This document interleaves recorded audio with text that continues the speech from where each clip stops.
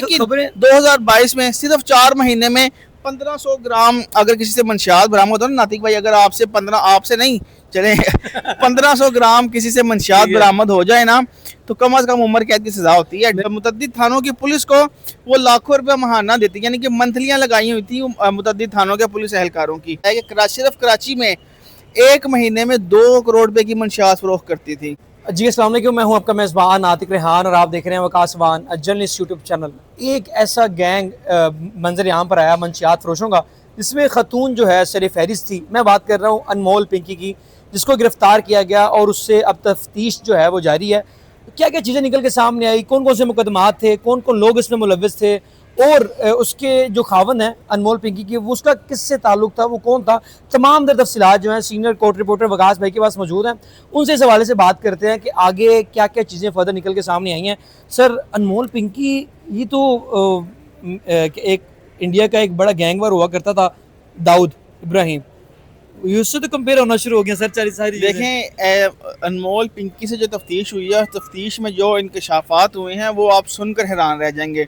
मैं बारी बारी ज़रा शुरू करता हूँ। सबसे पहले हम शुरू करते हैं जी तफ्तीश में। ये अनमोल पिंकी साहिबा ने बताया कि सिर्फ कराची में 1 महीने में 2 करोड़ रुपए की मंशियात फरोख्त करती थी। 1 महीने में 2 करोड़ की मंशियात फरोख्त करती थी। ये उन्होंने अपनी तफ्तीश में इंकशाफ किया। अगला इंकशाफ उनका सुने। उन्होंने कहा जी, एक जो अफसर था ना, वो बार बार मेरे भाई को पकड़ता था, ठीक है जी, लेकिन फिर रिश्वत दे के मैं से छुड़ा लेती थी। क्या बात है। ये जो तफ्तीश चल रही है अनमोल पिंकी से, अब इसका दायरा वसी किया गया है और हर पहलू से इसकी तफ्तीश की जा रही है। और गुज़िश्ता रात को तकरीबन उससे कुछ 3.5-4 घंटे की एक थॉरो इन्वेस्टिगेशन की गई है, जिसमें उसने बहुत से इंकशाफात किए हैं। अनमोल पिंकी का जो नेटवर्क है, जब इसकी अब वो कहते हैं ना कुंडियाँ मिलना शुरू हुई हैं, तो ये बहुत दूर तक बात जा रही है। लेकिन अभी जो इन्फॉर्मेशन हमारे पास आई है वो मैं आपके साथ शेयर कर देता हूँ। उसने बताया कि उसके पास 2 मोबाइल ज़ेर इस्तेमाल थे, जिसमें जो सिम्स थी एक अफजल के नाम से रजिस्टर थी और एक साबरा के नाम से रजिस्टर थी। अच्छा जी, पिंकी ये भी बताती हैं कि मुतद्दिद थानों की पुलिस को वो लाखों रुपया महाना देती, यानी कि मंथलियां लगाई हुई थी मुतद्दिद थानों के पुलिस एहलकारों की। सर, ये जिन थानों की बात कर रहे हैं, ये कराची की बात कर रहे हैं, लाहौर में भी? कराची की बात हो रही है। सिर्फ कराची की बात हो रही है अभी, कि वहाँ पर उसने कहा जो पुलिस एहलकार है वो मेरे राइडर को हिरासत में लेकर उसने मुझ पर 1 करोड़ रुपया रिश्वत ली। राइडर को हिरासत में लिया, फिर 1 करोड़ रुपया दे के मामला रफा दफा हो गया। अच्छा जी, आगे चल के पिंकी साहब अपनी तफ्तीश में बताती हैं कि पुलिस एहलकार ने इतना तंग किया कि इसे कत्ल करने की मनसूबाबंदी भी की। फिर पुलिस एहलकार कत्ल के लिए किराए के कातलों की मदद लेने का भी सोचा।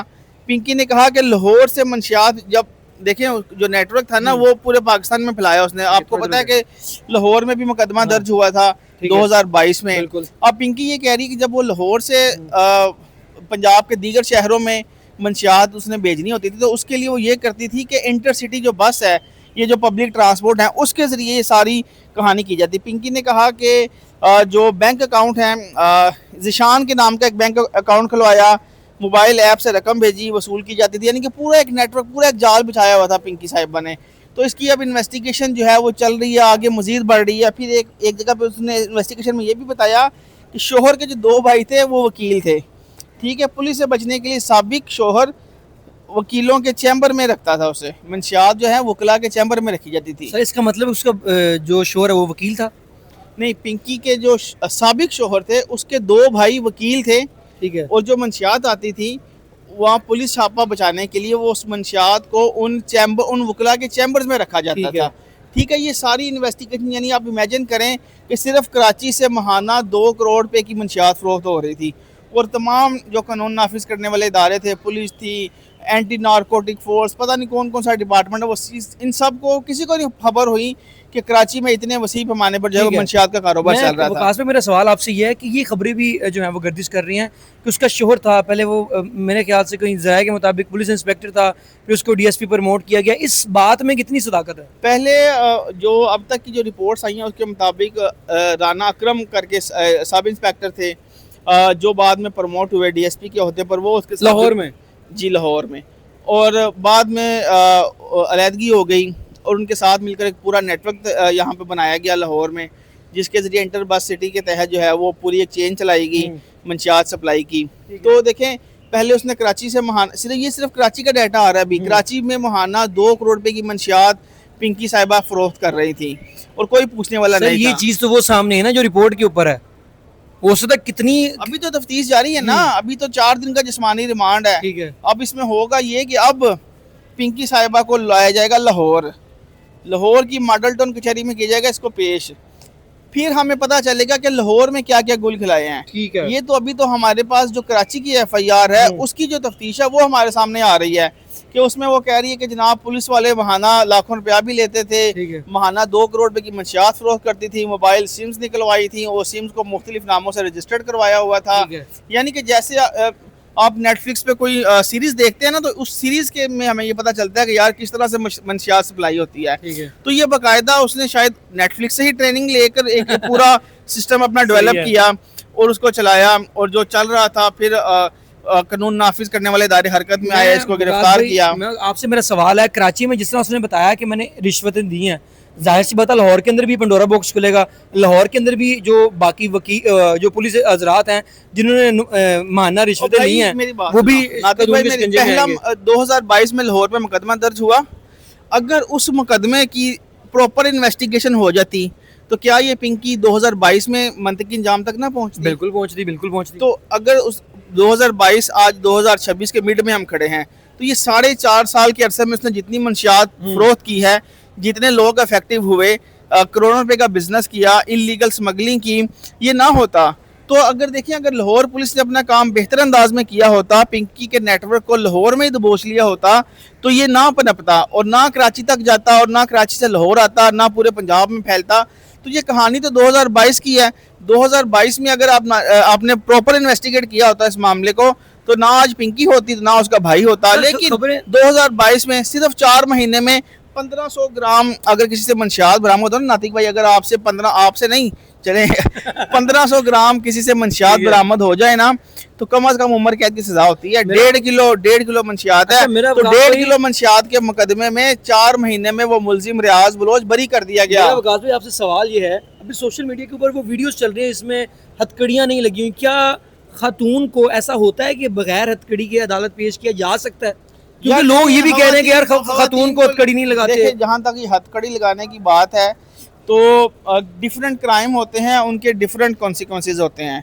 मंशियात स्मगलिंग एक ऐसा जुर्म है जो कि जिसकी इजाज़त किसी भी सोसाइटी में नहीं दी जा सकती।